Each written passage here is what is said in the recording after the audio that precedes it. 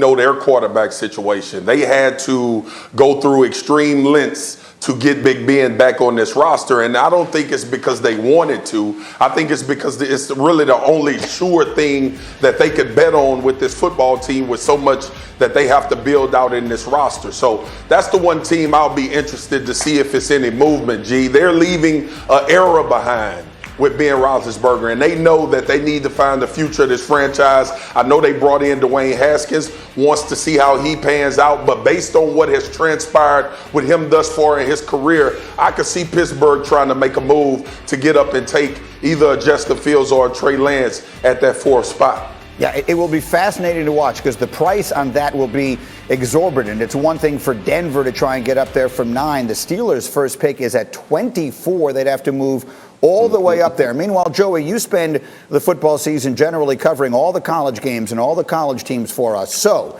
if what we have been led to believe is true, and Trevor Lawrence, Zach Wilson, and Mac Jones are the first 3 picks in this draft, that leaves 2 quarterbacks. Who are you going up to get? Are you going up to get Lance, or are you going up to get Fields?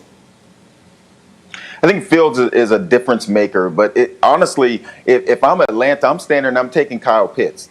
As I've watched college football season long, Kyle Pitts has been a guy that you don't see many of him anywhere in football, whether it's NFL or college football. He's a difference maker. And if you're Atlanta, you could literally have 2 Julio Jones on your offense running around. Kyle Pitts is that good at his size and the way he moves. He plays tight end, but he plays like a receiver, moves like a receiver.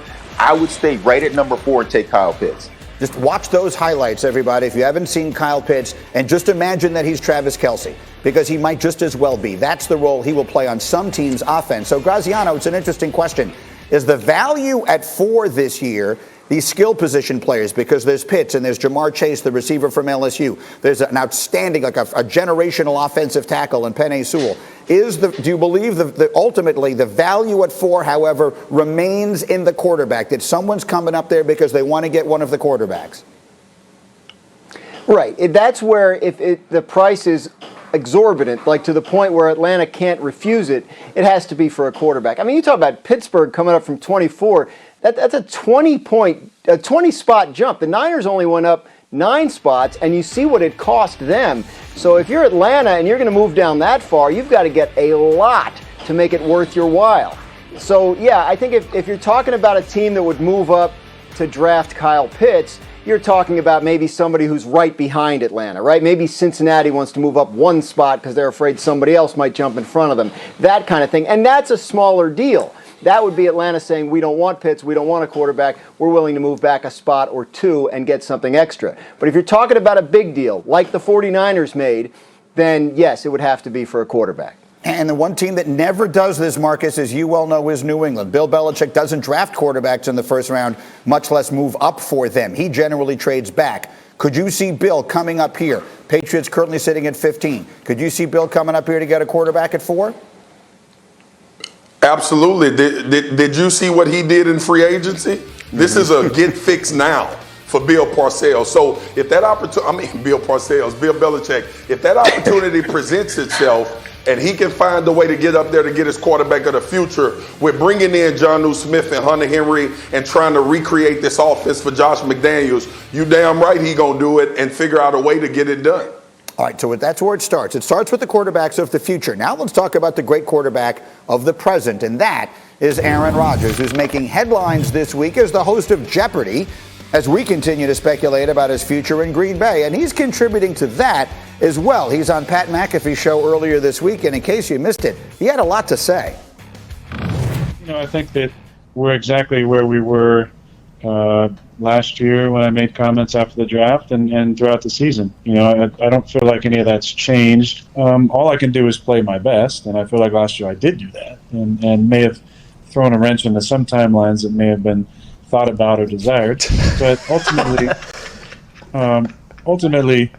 things haven't really changed on that front. My future is really, a lot of it's out of my control. That's why I mentioned using words like a phrase like beautiful mystery, because it is quite uncertain which directions that things are going to go. That was fascinating to hear him say he thinks his future is out of his control.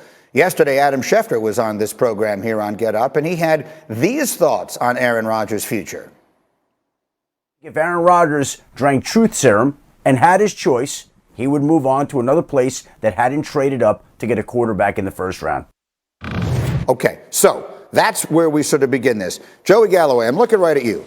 You're a terrific receiver in your career. You played on a lot of different teams. Let's be kind. You played with a lot of quarterbacks, and none of them was as good as Aaron Rodgers. So if you look at the way the Green Bay Packers are doing their business here with one eye very much on their future as much as it is on the present, and seemingly willing to let it go year to year with a guy as good as Aaron Rodgers, what do you think of that way of doing business? Aaron Rodgers is, back when I played, we would study films, and it would be broken down into, say, throws over 20 yards, throws over 30 yards. And Aaron Rodgers would be like 70% of the balls thrown that we would be studying.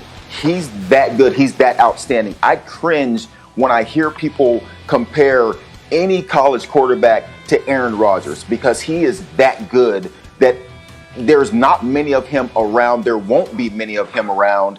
And so when his future in Green Bay is in any question, or anybody says anything that involves him leaving Green Bay, that's disappointing to me. He should be treated as one of those guys that comes around every so often. He's that good. The things he does on the field, not many guys can do.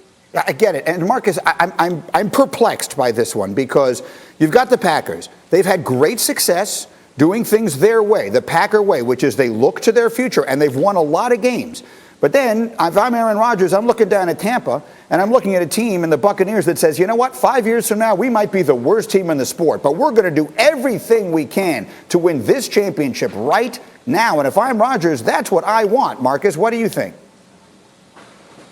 No doubt, G. You got it nail on the head. I like you used the word perplexed, because I didn't know Joey Galloway won 3 Wimbledons, just like I didn't know Aaron Rodgers did not have the ability to get out of Green Bay if he said the word. So, listen, check out his background if you missed the joke. Listen, this is a part of this is a part of the NFL, man, where I just don't understand, because Aaron Rodgers, to me, right, as a former player when I was playing against him and looking at him now, I don't understand Aaron Rodgers not having power to go into that front office and say, this is what I need you to do, or let me go somewhere else.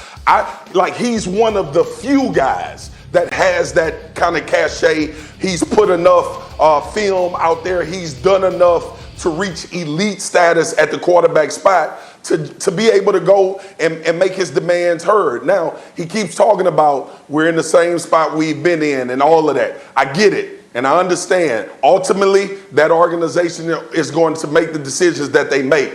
But I find it very difficult to believe that if Aaron Rodgers expressed this publicly and expressed this privately and put pressure on Green Bay as far as rosters, that they wouldn't make it happen. I mean, that's the way it would seem to make sense. But Dan Graziano, and I saw it in your notes last night, the Packers have a way of doing business, and they just don't deviate from that. They don't. Look, and they're going to continue to do that. They have restructured contracts this offseason to save cap room.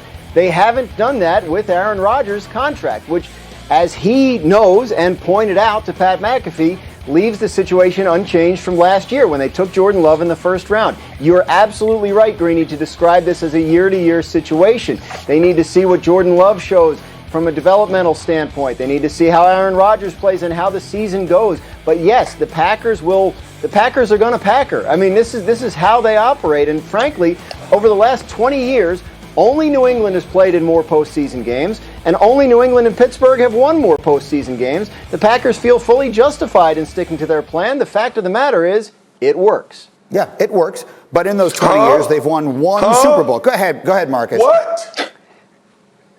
Graz, they've had Aaron Rodgers.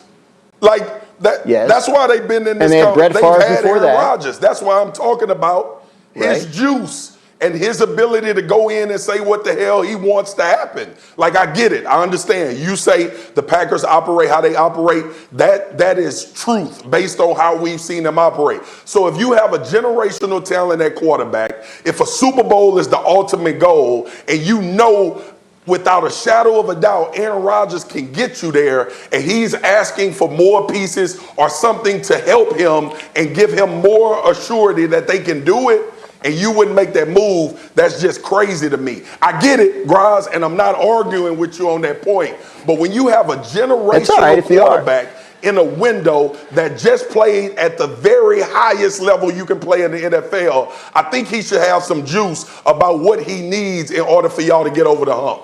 If you're not arguing with him, I'd love to hear what it sounds like when you are arguing. Let me hold that thought 1 second. We will come back to that, and we will get to the bottom of what is behind Joey Galloway, too. But as we